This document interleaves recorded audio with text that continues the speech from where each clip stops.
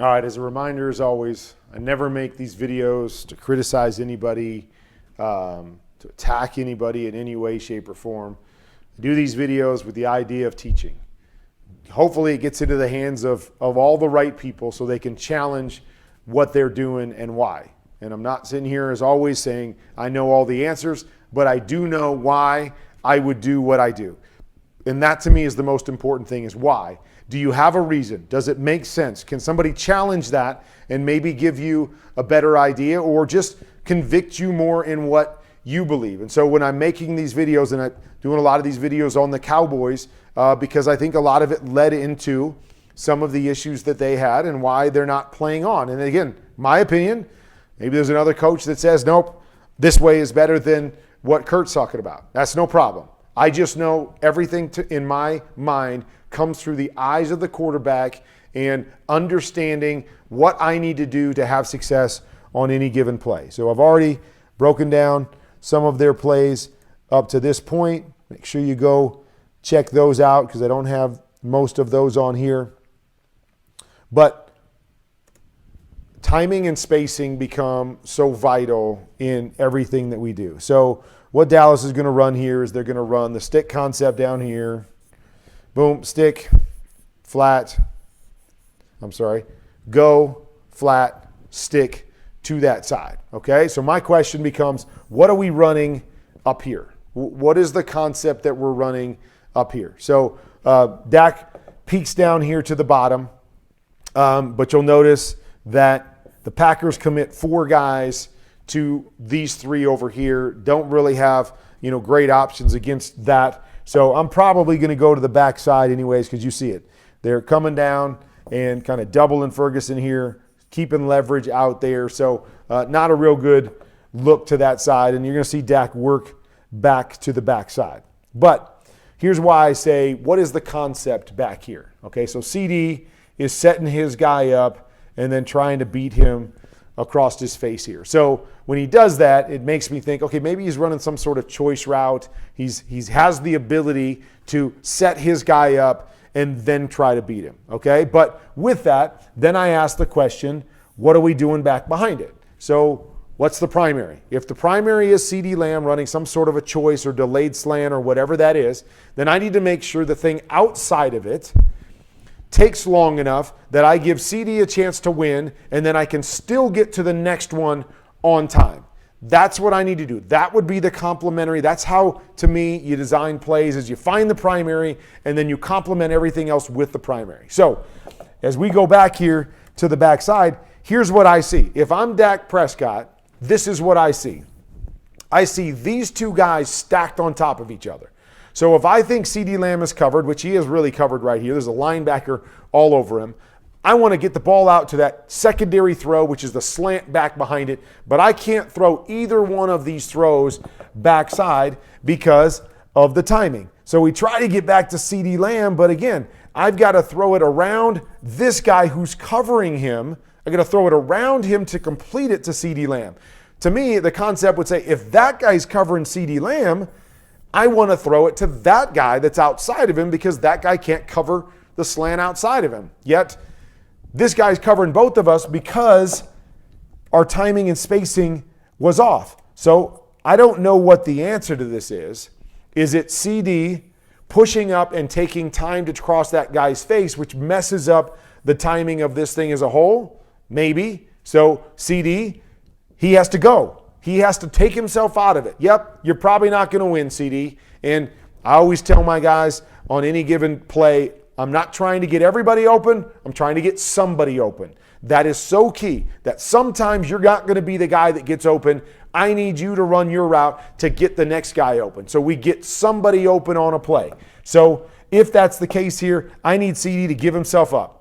Go inside. You're probably not going to beat this guy inside because he's planted inside of you, but take him with you so I can throw this slant right behind it, and we are golden, and we've got somebody open right now. You go right now, what it also does is it forces this guy to cover. If you go right now and this guy wants to drop, I can throw it to you right now. So when you go right now, it forces that defender to have to go right now. You go, he goes, boom, I'm right there. It's easy. We've got to win, and we're moving on.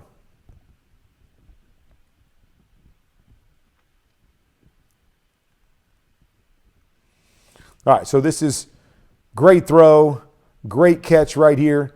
Looks to me like they're running double seams. So we're going to run a stop route back here. We're going to run a stop route out here. We're going to run a seam here, and then we're going to run another seam down the middle right here. So love this play. Good against every coverage. As you see, we've got 2 high safeties right here. So when we get 2 high safeties, a lot of times if we get press, or I should say a roll corner, we're going to turn those into go routes. And so we get a 2-on-1 on one of these safeties if that's the case and they go to cover 2. You see the corner here on the bottom is soft, so it's probably more of a quarters type look than it's a 2 look. But regardless, when we get anything with the middle open, okay, what I'm thinking is I really want to get this one down the middle. We always want to attack down the middle in 2 high. Okay, so if I'm Dak Prescott, because I've got 3 receivers to this side, okay, we've got 3 receivers going this side, I'm going to expect 99 out of 100 times that this guy stays outside of my number 3 receiver or my tight end down the middle, right? Makes no sense for him to chase all the way inside the hashes and leave 2 guys running down the sideline. So he's always going to be outside of number 3 and hold that leverage outside. So I'm not really worried about him taking away this inside middle route by the tight end. Not worried about him. So who am I worried about? Who can take that away? Well, there's a couple guys that could take that away, but primarily it's this safety. So if this safety wants to push over to the middle, he's the guy that has the best opportunity to take that away. So because I say that, what I'm trying to do with this play is nothing wrong with the design and the way they run this play, but I'm talking to Dak Prescott and the quarterbacks now. So if that's the case, on the snap, this is the guy that I want to hold. That is the guy that I'm going to eye, and I'm going to eye him long enough until the timing of this route comes open. I'm not just going to take a peek at him and see what he does right off the snap and then get right back to the front side, because I don't need to be to the front side until it's time for me to throw. So what's the timing on that throw? What have we worked in practice? What is that? So now I'm going to get back and I'm going to keep my eyes on that backside safety until the timing tells me, oh, that middle route's getting open, then get your eyes back to the middle route. Okay, so it starts there. Hold the backside safety. And so let's run this. Watch the backside safety. Okay, first 2 steps, he's back. Then right there, where's he go? Where's he go? He comes back to the middle. So that's how long we've got to eye him. Okay, because you see, by the time he's turning and coming this way, my tight end isn't even past this linebacker yet. So I don't even have to throw this quite yet because he's not past him anyways. So I've got plenty of time to hold that backside guy. And the other beautiful thing is, if I hold the backside guy, even if I hold him a tick longer than I need to, by holding him, I know in my mind where he is and what kind of throw I can make to this guy. So I've verified what's on the backside, and I've also told myself, hey, he got really wide. You got a little bit more time. You can put the ball down the field a little bit more. All of those different things by eyeing that guy and knowing where he's at. By eyeing him, and if at any point I'm eyeing him and he turns back to the middle, what I need to do as a quarterback is go, boom, I'm right back here to my one-on-one on the backside. Forget the front side, because now they get 1, 2, 3 guys to take 1, 2, 3. My one-on-one is backside. Whatever he does, he runs the go or he runs the stop. I'm reading off of that backside safety right here. And so this is a great throw and catch.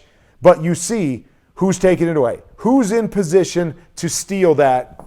And there's your one-on-one right there. It's one-on-one, your best player against one of their guys. See the backside safety. Work off that backside safety. Once he comes to the middle, reset to the backside, hit your stop to CeeDee Lamb. Great play, great catch. Good stuff happening there, but quarterbacks always understand where your biggest problem is, where your eyes need to be, okay? So this is a play that Cowboys run a lot. Love this play. FPost is what I call it. So it's a corner route, I think, back here. Sometimes they run an in back here, and then it's coming across, and he comes to a swing route, okay? So the idea is we want to read this defender right here. If we get that defender to chase the shallow at all, now it becomes this FPost route here by CeeDee Lamb. Okay? Now, the way Dallas, I think, has adjusted this is instead of just running an automatic post route, which is what we did because I didn't like any kind of indecision whatsoever, I think the Cowboys have said, instead of doing that, CD, you can choose what you want to do. You can run up, and if it's soft, you can hook. You can run up, and if the guy's outside of you, you can run the FPost. If you run up and the guy stays inside of you, you can break outside. Now, again, I don't know all of those elements, but I do know he can break inside or hook because we see that in this game. But this leads to indecision here. What exactly are we seeing and how it messes us up? So you see, Dallas gets everything they want right here. We're reading Campbell right here. He engages with the shallow. This is perfect. This is why this play was designed. Stick this guy and run a post here. If I hit the post on the move, on time, this guy is up on these safeties and it's a big play. That's what this play is. We used to call it 525 FPost. Here, tight end running a corner route, 725 FPost, but it was a post route right here. And so they, I think, have left it up to CD. CD comes here and hooks. Dak is expecting him to run. And then even after he hooks, you'll see he hooks. Then he bounces inside off of it, so Dak's trying to throw it. Dak ends up missing him to the outside because there's more indecision. That's why, to me, just run the post. Run the post. Don't worry about having to be right every time because there's too much indecision between both of these guys. Let the quarterback read this guy. If this guy disappears and you're always running a post, I know I've got it. If this guy doesn't disappear and he gets depth, boom, quarterback, pop your eyes to the backside and work this triangle right here. So I'm going to just show you.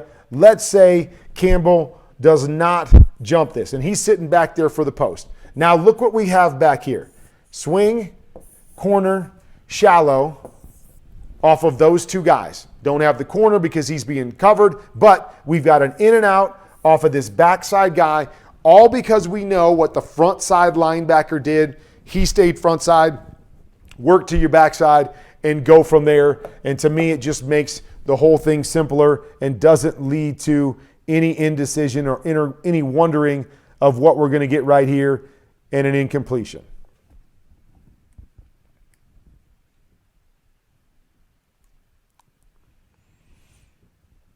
Again, details. Details to me are so important. So Dallas is running a double dig right here with the one-on-one stop or whatever that is on the backside. Okay, so anytime we run a dig, we want to have something underneath it. And for me, I want to have it something in this hook area, okay, because that's what I want to try to do. I want to try to high-low that hook area with the big end, okay? So I need something to get to that area. So what Dallas is doing, and the design is right, is they're going to bring this tight end across to get to that area.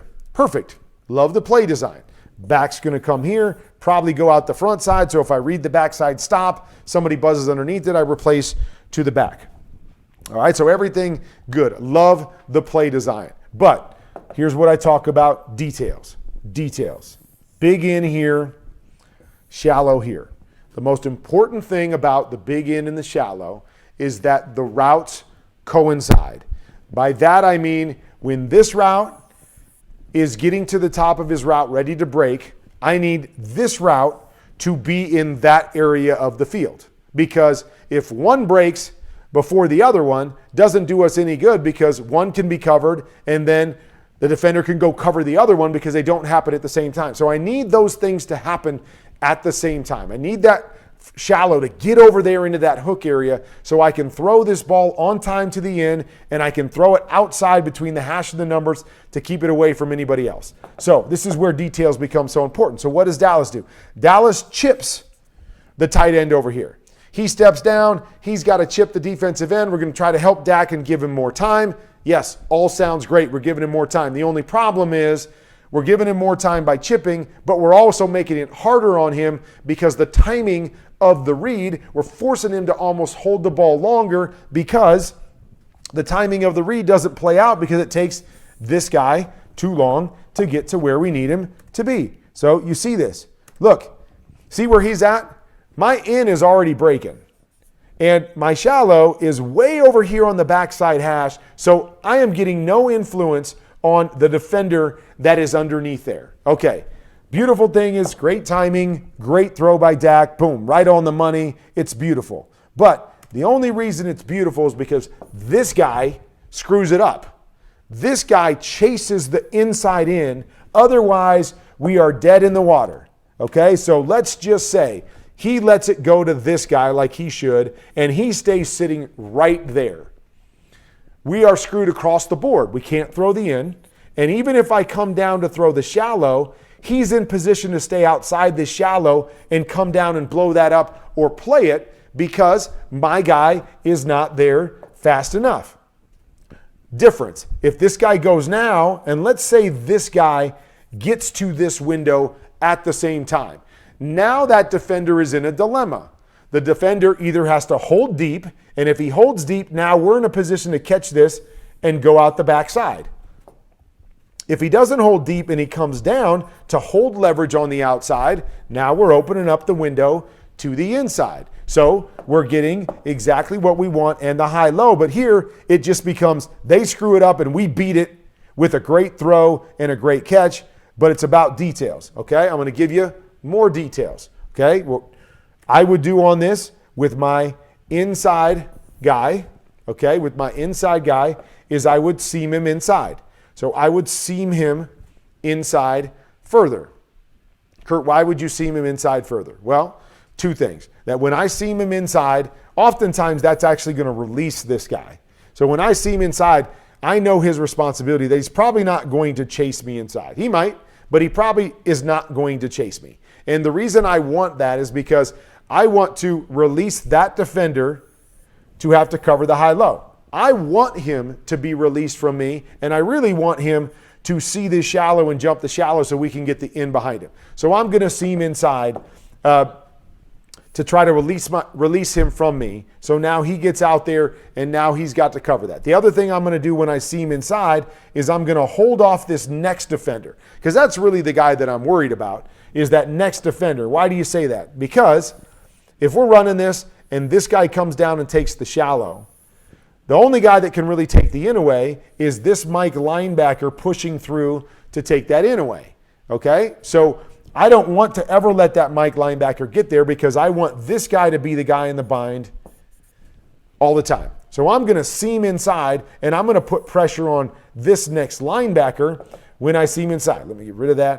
I'm going to seam inside because this guy now, when you seam inside, it holds him off because he's worried about what you're going to do. So he holds you off. It keeps him inside further, and it just creates a bigger window here for the shallow and the in to happen. It's just that we need the shallow to get there. Got to get there. Got to get there. Otherwise, they're in perfect position to play this. And you see this guy, again, pushing over. So just watch the Mike linebacker here. See him pushing the whole time? Now, if CeeDee Lamb was here and attacking him, and he felt that, he's not going to push as much through. He's going to carry that more, and we're creating two more yards of a window for the outside guy, even though this works out. Great timing, great throw, great play on the outside by quarterback and receiver, but the details of the route could be better. Okay? All right, here's another one. Okay, this play down here, you could call it a choice. I like to call it dodge because of how we run it. Okay, so what it's going to be is it's going to be a choice route here by Brandon Cooks. I guess they give him the ability to hook, break in, break out, I believe. And then there's going to be a 7 route or a corner route up over the top of it. One of my favorite plays when I was playing. Okay, but anytime we're running these routes, what I want to understand if I'm the choice runner is I want to understand what's over the top of me.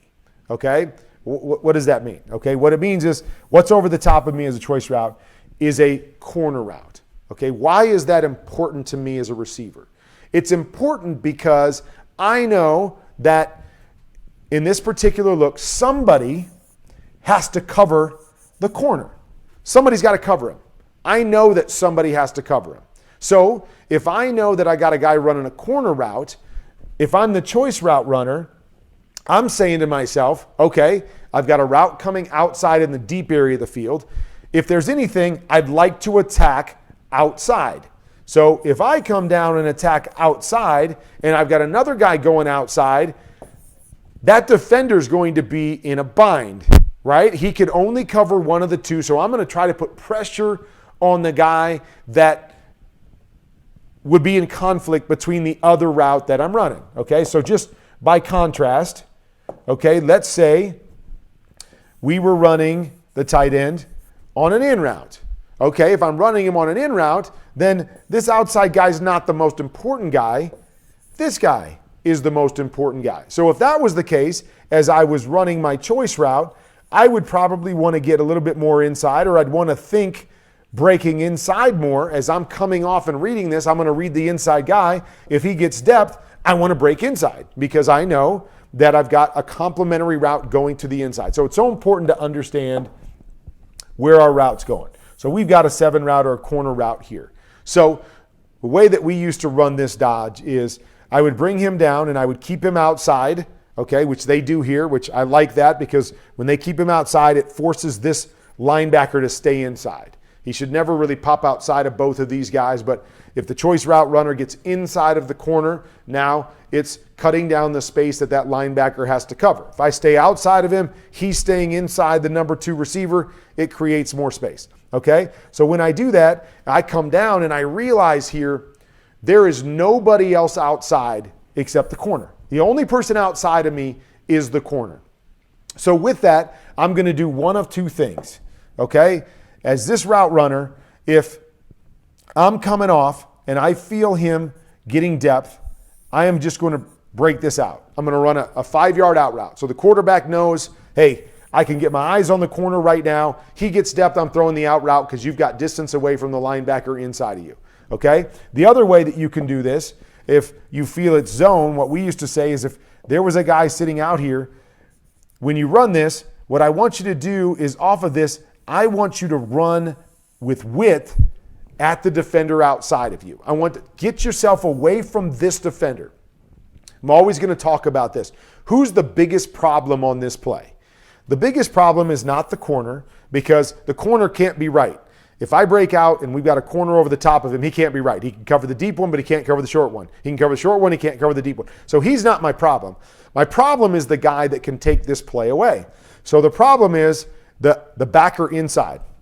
So if the outside corner drops back and covers the corner route, this is the guy, if he runs out and covers me, we're screwed on this play because we let the 2 of those guys cover the 2 of us. So as we snap this, here's what I would love to see. A little pause by Brandon Cooks, but then I would love to see him widen this and run a hook route or the choice route.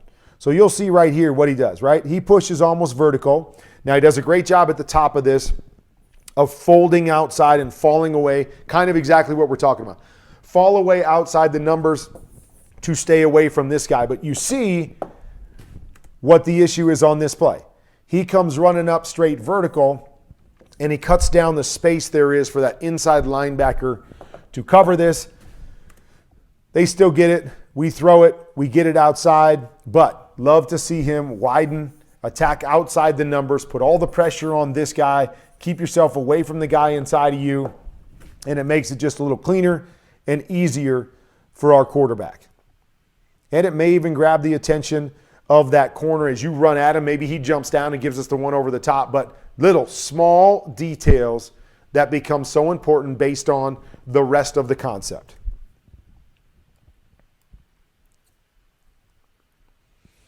I'd actually like this play that they run right here. Okay, so we get down into the red zone. A lot of teams will run, call 7, 20, 2. Okay, so it's an under, it's a corner. Actually, Dallas hit it for a touchdown against Washington, their last game of the year. Brandon Cooks. So I really like that. That's a play everybody runs, but I really like this complement to it. So this complement to it is we're going to push up as if we're going to run that corner route. And then Ferguson's going to come up as if he's running this under, and it's what we call a hint route. come up, hint that linebacker, and then you're going to try to jump up over the top of that linebacker. And then this guy out here is going to start as if he's running the under, and then he's going to pivot back to the outside. Okay, so what's the goal here of this play? So really what we're trying to do is Brandon Cooks is going to go first. And what we're trying to do here is we're trying to get Brandon Cooks to grab this safety. So we're going to get him to grab that safety, and then we're hoping to get Ferguson one-on-one on this underneath linebacker, hint him inside, and jump up over the top for the touchdown. That's what we're hoping. Get these safeties to split and hit Ferguson on the little hint route down the middle of the field. Okay, so let's run this one time. And you see, we kind of get exactly what we want. We get the safety to turn and open here. This is the area that we're trying to attack. A lot of contact here that kind of messes this up, and Campbell does a good job of covering him. But you see what we're trying to get here. Okay, that gets pressure, so we don't really like this. And probably if he didn't have pressure, we probably wouldn't throw it there. But that's what we're trying to do. So first thing is I would love on this one for Ferguson to come down more shallow first, almost as if he's running a shallow to keep this defender down. Force this defender to attack the line of scrimmage. That's what helps us to jump over him a little bit more. And it happens a little bit faster so we can see that contact as opposed to pushing up 5 yards, then doing it, then trying to get over the top of him.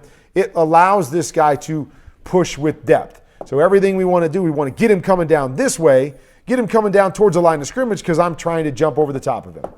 Okay? But anyways, they run it this way and they actually get covered right here. But I want to try to walk through the rest of this route because I really like it. Okay? So it's here, and instead of a corner, they're going to run him on a corner stop. So I love that. So as they're pushing this up, if this guy wants to stay outside of him and this safety wants to cover this hint down the middle of the field, then we're just going to replace. Linebacker chases there just like he does here. I don't have the one down the middle. Replace to the stop coming here, and that's where this is important. We don't want to keep this guy going inside because he would cover up the stop, so we're going to pull him back out on the outside. So if there's a backer that falls underneath the stop, we recover back outside. So I really like the concept right here, and you see it. Maybe a little deep on this, but you see him turning on the stop. Cover, cover. This would be the throw right there. We get covered to the outside. That would be the throw that we want to take. I just think the timing needs to be a little bit better. Brandon Cooks maybe not quite as deep. Ferguson faster to this. Boom, push up right on the goal line. Stop right there. And I think that's our recovery throw if we have time and we can see it play out. But really good play concept right there. Love it. Nice little compliment to what they did with the 722. And Dallas had a lot of those this year where they had some really solid basic plays, and then they had some great complementary plays off of it. That was one of them. That was a great complementary play. Okay, here we're going to try to run double rubs on both sides. So this is a kind of a sticky one for me because I don't like to tell my receivers to go out of their way to get a rub. I like to set them up in a way where they can run their route and the details of their route and still get a rub. But there are certain times when I think it's vital to go ahead and go out of your way and create a rub. And specifically like when we're down on the 1 yard line, there's a rule in the NFL that says if the defender is playing press man and is within 1 yard of the line of scrimmage, you can basically block him. There is no pass interference at that point. You can run through him. You can block him. You can do whatever you need to do if he's in a press situation 1 yard from the line of scrimmage. So here, Dallas is basically running double rubs. They're going to seam inside and run a route. They're going to seam inside and run a route. And then they're going to run these fades off of it. Okay, so let's watch it real quick. And you'll see what they do on both sides. See how they seam inside on both sides, trying to create the rub. And then they've got these little wheel routes, flat route on the top with it. So one thing is we don't want to get too close together because you get too close together and these teams do a great job of passing it off. So I like and understand why they've got a little bit more width than normal. All I would say here is when you got double press on your side, you get double press, go and block the guy. Go block him and free up CeeDee Lamb right now off of it. And we're basically just selling out to get the rub here because they're in perfect position and because we're not really doing anything here that is going to get open. So that side I would probably just go and block. On the other side, right, you're going to see that they're going to run here, here, and a corner, and then a flat off of it. So set your angle hard and almost run to block that defender, and then you can get into your route after that. So if they happen to pass it off on the top, and this guy jumps inside and this guy jumps outside on the flat, now we have leverage to the corner on the top side. But I would go a little bit more out of my way on the 1 yard line to basically just run through the defender because it's not illegal when they're within 1 yard of the line of scrimmage, and it gives us a little better opportunity to win on that rub. Okay? Like this play, always a good concept here. Double smash, or I call it double horn because it's a hitch in a corner.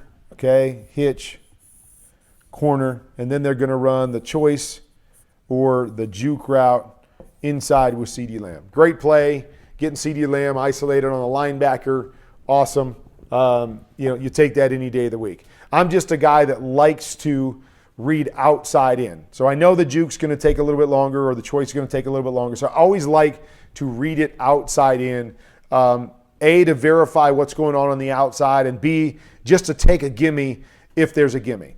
And so the biggest thing is always want to know which way do we really want this guy to go. So we used to run this with a juke where we never gave them the opportunity to return back to the same side. So it was here and hold, or here, hesitate, and then come across the field. Why is that important? Because now if I'm Dak and everything is equal, I'm going to keep my eyes over here and I'm going to read this horn first and make sure they cover it, make sure all these guys work in this direction, and then I'm just going to replace because I know that CeeDee Lamb's coming in that direction. So I'm going to see the bodies, I'm going to be in front of the throw, and then I'm going to take it. Now, it's not always going to be equal. You see this guy up more in a press, this guy in and off. So you could always just say, well, forget it. I'm going to read over to this side first and then recover to CeeDee. That's okay too. You just got to know what's in front of it when you come there. But I always like reading this outside in. Okay, so here, right here, you see it. If we're reading this outside in, again, I don't know. You make the decision right there. But I could take the hitch to the outside. If I felt Alexander stayed down, then I've got leverage. I could maybe even take the corner over the top of it, and then I can come to CeeDee Lamb coming out of it. Or if I read it to the top, I'm probably taking this hitch right now, and then I'll live for another day with CeeDee, but then I recover into CeeDee. But now we're not passing up an opportunity on one of these easy hitches to the outside in hopes that CeeDee wins. I'm giving myself a chance to read, take an easy one, and then work to CeeDee from there. But works out. They get it. He jukes. They get a nice big play off of this. I like it. Good concept. Again, always just about details. Okay, here we go again with the one that I called FPost. Boom, boom, boom, check, swing, and then CeeDee having the opportunity to run the post. And this is why I think they give him the opportunity to read it, and there it is. That same thing that we saw the first time out. He sat it down when I thought he should have run through it. Maybe it's only a sit. Maybe they only had it that way, and there wasn't a read on it this week. But he just sits down in the hole. So this shows me, yep, that's what they were doing the last time. They miscommunicated. This time, a little more clean. Works out nicely, and they stick it on him. The other thing, and the only other thing that I would always say is, I always question, and I did it on one of the other videos when they had triple slant to that side, is why do I have my back to that side? Okay, if I'm trying to get CeeDee Lamb open to this side, I don't want to bring anybody else to the party. Okay, so you see right here, because the back is over here, this defender is they're already pushed to this side because I got 4 receivers there. So even though it may not matter in the end, why do I want these linebackers to be pushed over? What I really want is I want these linebackers, and specifically this Mike linebacker, to be as tight to the ball as possible because I'm trying to hit this window. So if I'm going to force him to go wider by bringing a fourth receiver over to that side, I'm doing a disservice to my play. If I wanted to throw it backside, oh, this is a plus. I'm plussing them over so I can throw it back behind them. But if I want to throw it front side, bringing it back over there pluses them to the front side and now makes it harder because there's more bodies to the front side. Again, doesn't mean it's not going to work out. Worked out fine there, but it's just overall why. Why am I doing that? What does putting the back to the strong side, what advantage does that give me to the primary part of my play? Okay, so right here, again, just another teaching tool. So we talked a little bit about it before where they had the 722 was common for them under. Then a complementary to that is something that we call knife. So instead of a 7 route or a corner route, now it becomes a skinny post or an in route. So we switch it up. So if safeties are getting high and outside to take away the corner, now we're going to get a guy down to the inside and we're going to have a high-low to the inside portion of it, okay? Quarterbacks, coaches, when you ever have this play where we have double unders here on the outside, yes, your read is always going to start to the inside, so that's not a worry. But I want you to memory bank it pre-snap, what you have on the outside. Okay, so what I have on the outside is I have an off corner against my outside under. The reason I say that is because on this concept, the route that comes the cleanest the most often is the outside under if you've got an off corner. You just watch it on tape, go back and watch how many times you run it. It comes open all the time, okay? But we want to have that in our mind pre-snap because otherwise we're so conscious of what's happening in here that we're looking to get an advantage and throw it there instead of going, hey, it's got to be clean inside. If it's clean, I'm ready to throw it. But if not, I know I've got this easy steal on the outside, okay? The other thing that I already see right here is I see press on this number 2. Already with press, even if he ends up getting leverage inside, it's going to be harder because it's going to be contended. So I got press by number 2. I got off by number 1. Let's just watch how it plays out. So this play becomes pretty much dead, this part of it, because they roll to a middle safety. So they roll to a middle safety. I might even say, Dak, that side over there is our cover 2 side. So come back here to the choice on this side. But regardless, we can read it out the front side. We know that it's dead. We feel like we've got man-to-man here. Great. Man-to-man, we'll just take that out of there. Now I'm ready to go here to here. But what did I say? You got press on number 2. It's always going to make it harder when you got press. See, now there's a little separation there. There's an opportunity to win there. But where's the easy one? Where's the easy throw on this play? Easy throw on this play is outside. Easy throw is right now. And I knew it. This is dead as soon as they go safety down. As soon as I see this guy clamp to him, get to your throw out here, off corner, soft leverage, easy throw and completion. This ball ends up getting knocked down anyways, but it's going to be a tight throw to the inside. And it's just, again, another teaching tool on where do we start on that play. Yes, a high-low is inside, but see the big picture. Understand where the easy throw is, and then read through it, knowing in the back of your mind that's a very, very viable option because it comes open so often.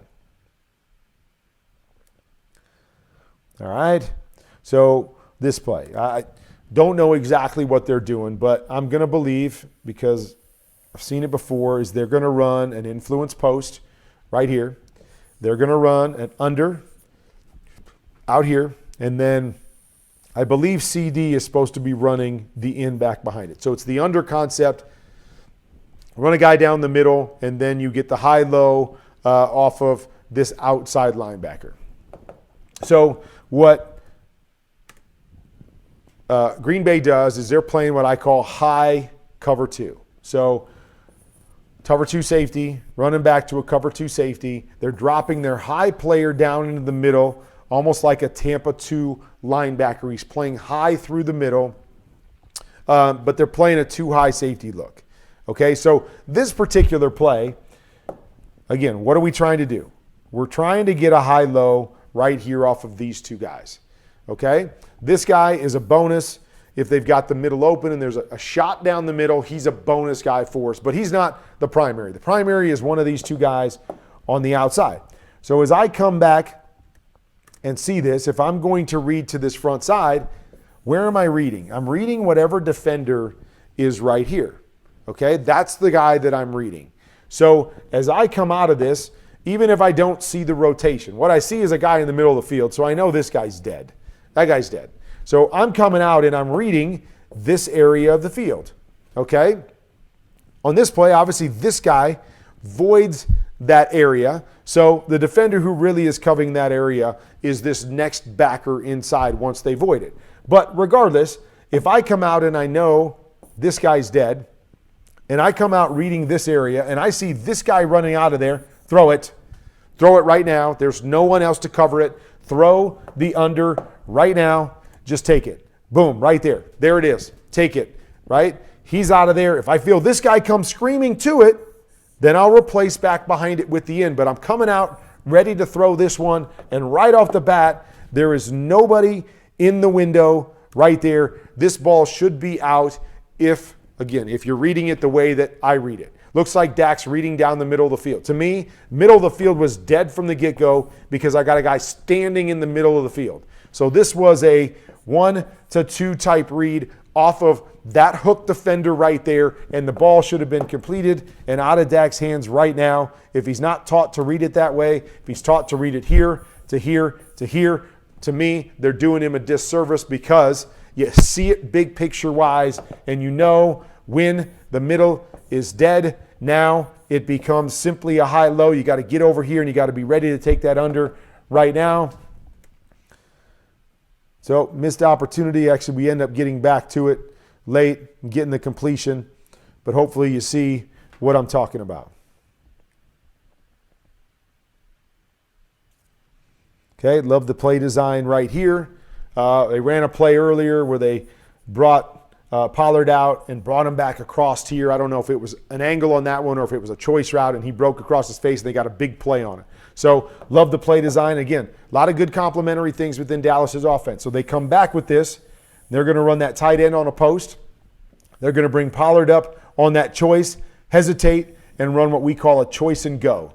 Okay, so he's going to fake the choice, get that linebacker to stop his feet because he got beat before, and then jump up over the top of him.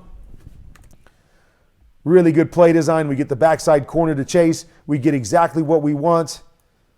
Now we just got to make this throw. Got to time it up. We got to lay it out there, and we got to get this throw. Great play design.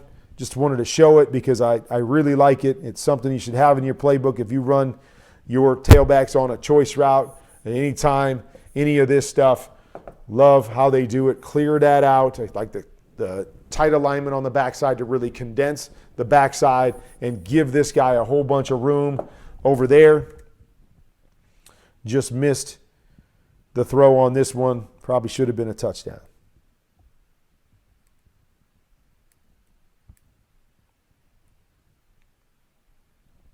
All right.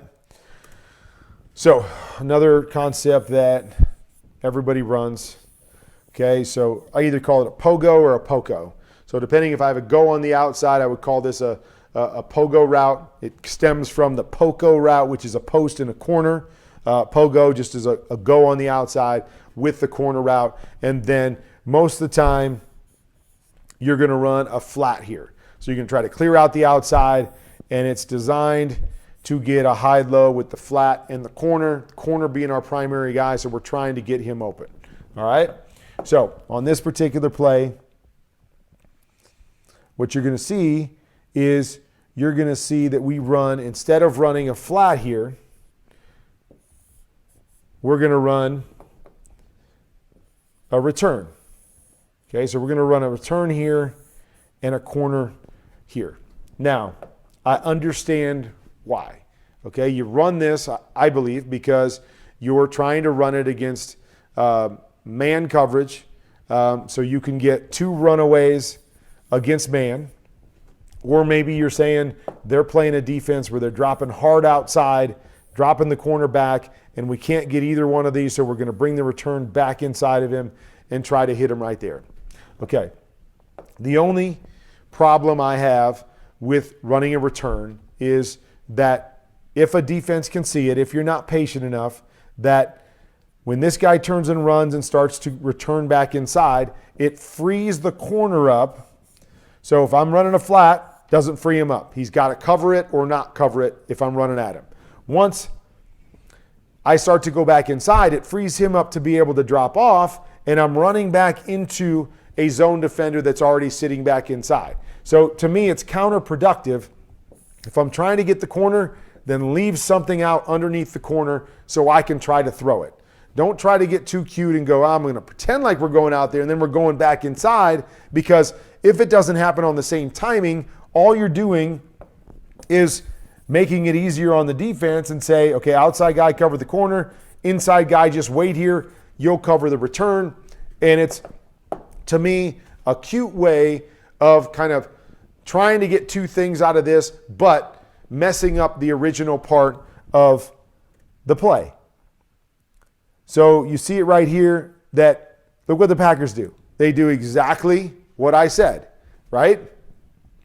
This guy falls back, this guy jumps this. If I'm reading to the front side, I'm in trouble because we're not isolating and attacking a particular zone and putting a particular guy in conflict. Now, I'm not a big fan of this against cover two anyways, because this guy can do a good job of baiting us. So I love that Dak does a great job in getting back to the in route. The high-low on the backside is where I like to go against cover two.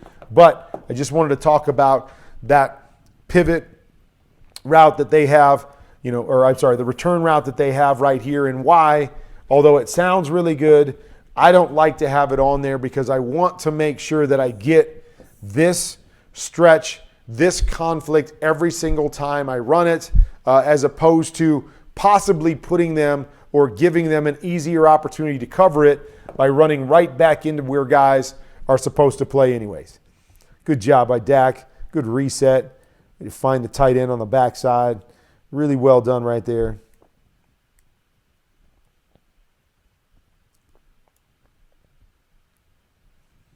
All right, so this is a pinch concept, okay? So pinch to me is an influence with an in, and then we call it pinch because it's a choice or a hook route, to me, underneath it, okay? So that's the concept. We got an influence, kind of a clear out on the inside, and we've got the in here, okay? So what I'm going to show you again is similar to the last play, okay? It's what are we trying to throw on this route? Trying to throw the in, okay? Doesn't mean we can't get the throw down the middle, but we're trying to throw the in. That's the primary guy on this play, okay? So when am I not going to throw the in? I'm not going to throw the in if somebody drops into that hook area, gets depth in that hook area, and takes away the in. So if that's the case, where do I want to put my secondary route? I want my secondary route to be in the low area of that hook zone. So if the hook defender gets deep, replace him with the hook. If the hook defender wants to cover the hook, now he opens up the window over the top of him to the in. So just like I don't like the return, I like the flat when I'm running the corner over the top of it, because now it isolates whoever's covering out by the numbers. This, I want to isolate who's ever in the hook area. But what do you see right here? What do you see? This guy goes back to cover the in. Look at the hook area. Hook area is wide open for 10, 12 yards. So if Tony Pollard just stays right here in the hook area, we throw it to him right here, he turns and he gets all that space to go up and run. Instead, we as the Cowboys, they do kind of push him up into that hook area, but then they run him out. Okay, and I'm always going to ask, why? Why are we running him out? Okay, why do we run him out of that area? Because that means this guy can cover the hook, and this guy is in the other zone to be able to cover the flat or the out. You see it right here. That's exactly what they do. Boom. One guy covers the hook on the inside. The other guy covers the out and makes the tackle. If we just stop. Stop right there. Run it right there. We catch it right there. Now, nobody has leverage. Now we've got more space, and now we make a more definitive read for the quarterback because he doesn't have to worry about two guys. He only has to worry about the inside guy now. And what does that guy do? We make it easier. We don't lend ourselves to the defense playing different zones and taking away different throws. We're truly putting one guy in conflict, which is what makes the game easier for the quarterback.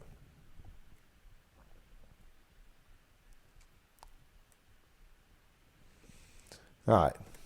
So this is a play here I call 72. So it's a 7, a corner route, a 2, it's an under route coming underneath it. To me, this is a man beater. Only a man beater. Because once again, you got two guys going to different zones.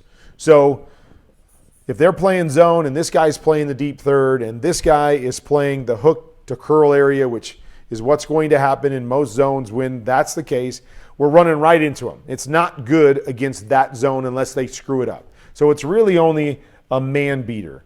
Okay, if I know I'm getting man, now I got runaways by both guys and it becomes a really good play against man.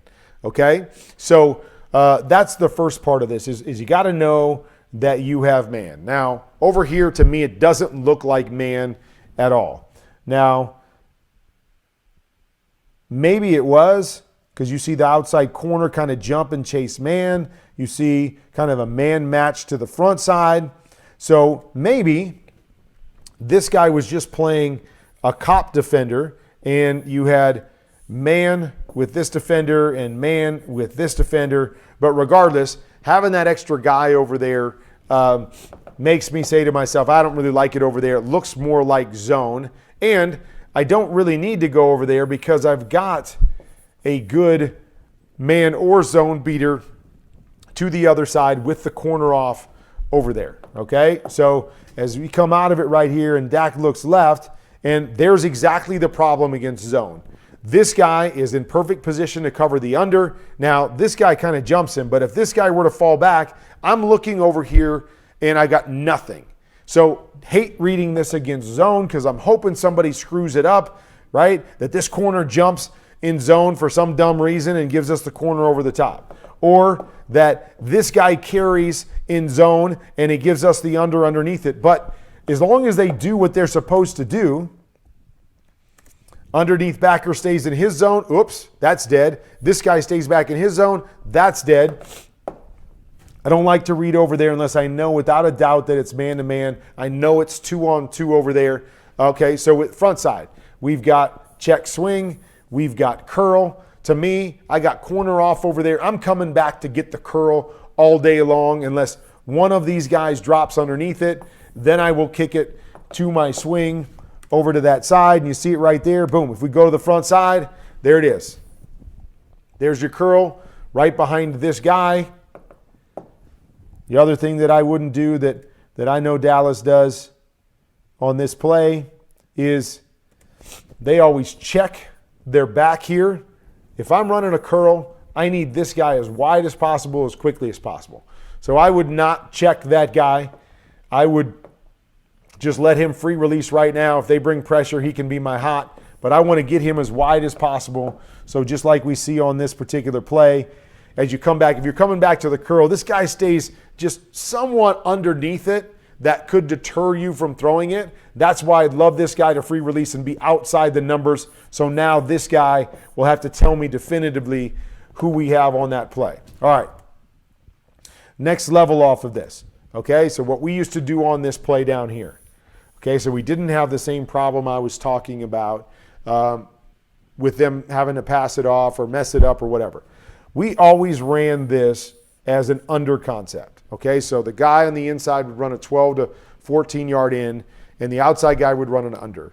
So anytime we got zone, we could read it to that side if we only had one defender there, and he would be put in a bind with a high-low over there. So it was a good zone beater when we had one defender underneath. So if I got that, if I had that play here, I'd be in great shape. I'd come back, I read this guy, he gets outside of him, boom, there's my in route right now. I'm golden.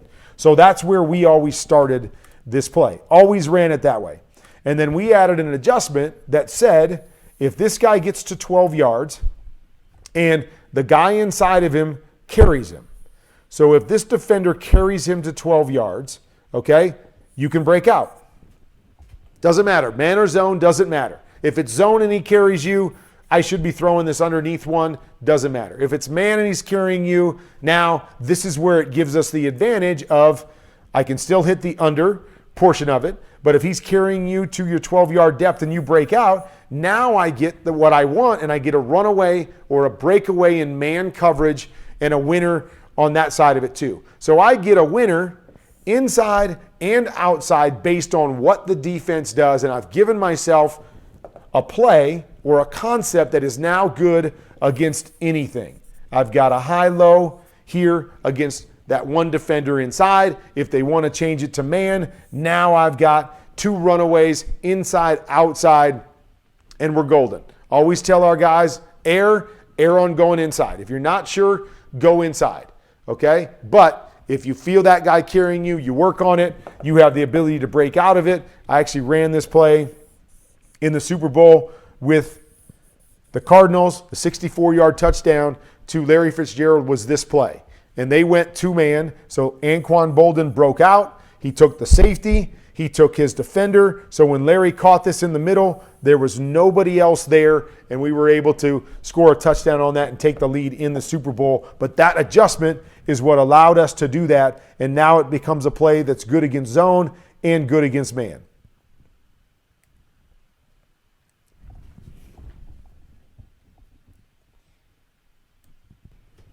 All right, here we come back to the play that we saw down in the red zone from these guys, a play that we call knife. So it's here, down the middle.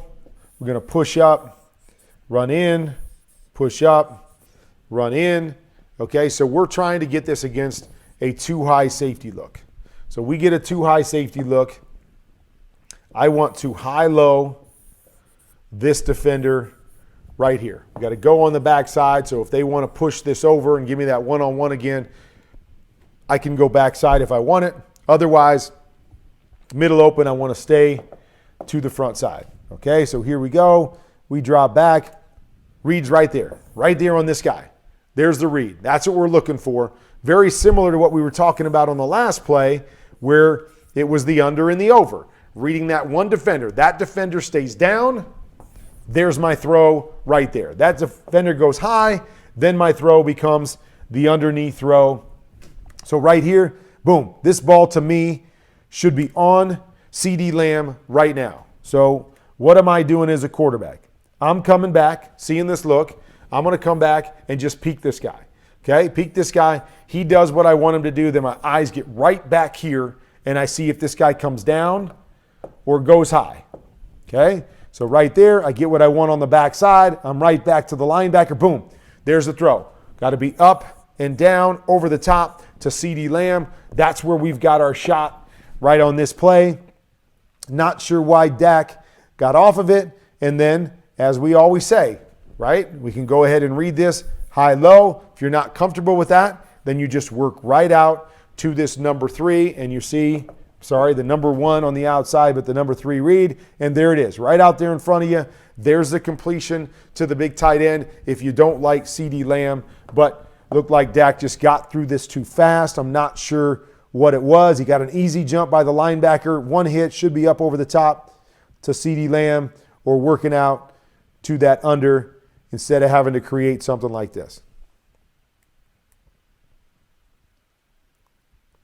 Okay, this is a little bit better. We talked about this earlier. This is kind of that same dodge idea, choice with the 7. I love how Ferguson, and that's why I put this on here. See how Ferguson chases outside, chases the corner outside?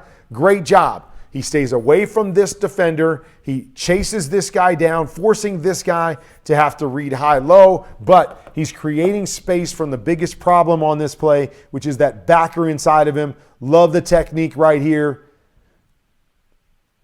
I don't know if it's by design or not, but I love it. Get the spacing, attack that corner, put him in a bind, create that separation, get a nice play.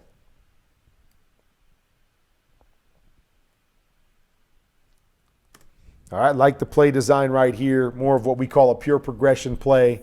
So we're going to have a corner, a flat, then we're going to come off of this and bring the rest of the guys to the party over here. But we're really going to pure progress it over here. 1, 2, 3, 4, 5 more times than not. So as we come back right here, I'm always going to tell you guys, quarterbacks, always read when you got plays like this, especially when you've got a deep corner route and a flat. Set and read the deep one first. So come back, getting set and ready to throw the underneath one. It's much easier to recover from deep to short than it is to recover from short to deep. So come out looking at the deep one in a situation like this so you can be on time and you can be ready. And when I say deep one, I know a lot of people in pure progression look at the receiver. I'm still reading this defender. If I get a too high look, I'm still reading this defender, but I'm reading it and my footwork is timing it up where I'm ready to throw the corner and then I'll recover underneath it. So this was one here. I thought Dak had a touchdown to the corner route. So even though this defender is turning and his shoulders are turned and he's getting depth, what I want you to understand, and the beautiful part of this, is they do a nice job of condensing the alignment of this corner route. So they're down inside the numbers. So the beautiful thing when we get a corner inside the numbers is that it's really hard for him to get the width he needs to cover to the sideline. So when I see that, right off the bat, I'm saying to myself, as long as I hold leverage on this safety, that corner has to turn and run to take away the corner route. And I'll show you why. So we come back, and this corner, right, is doing a pretty good job getting back. But if I throw this ball to the back pylon, so back by the sideline, there is no way that this defender is going to be able to take that right angle and catch the ball or catch this over the top of him, right? See it right there? See, if Dak makes this throw right here to the back pylon, there is no chance for that corner to cover enough ground running like this to stop it. So I come out and I'm reading the speed, as much as the body language, the speed by which that corner is getting out. I'm over the top of him right now. If I'm Michael Gallup, I'm throwing this to the back pylon, and I've got myself an easy touchdown on this play. Now, I understand why Dak threw it underneath. Seeing this guy with this body language and turn, I understand in a normal situation why he's going, man, he's covering the deep one, I'm throwing it underneath. But it's understanding all of the different little elements that go into it, is that it's not a guy that's turning and running full speed like my guy is running full speed to get to the back pylon. It's a guy that's slow playing it, even though he's turning his hips to the inside. He's slow playing it, so my guy beat him right now. It's over right now because I'm throwing him up and away as opposed to throwing him back into the defender and making it an easy play for the defender. This, to me, should be gone to the corner, and I know it right now. Right now, that corner does that. I'm throwing it to the corner for a touchdown every single time.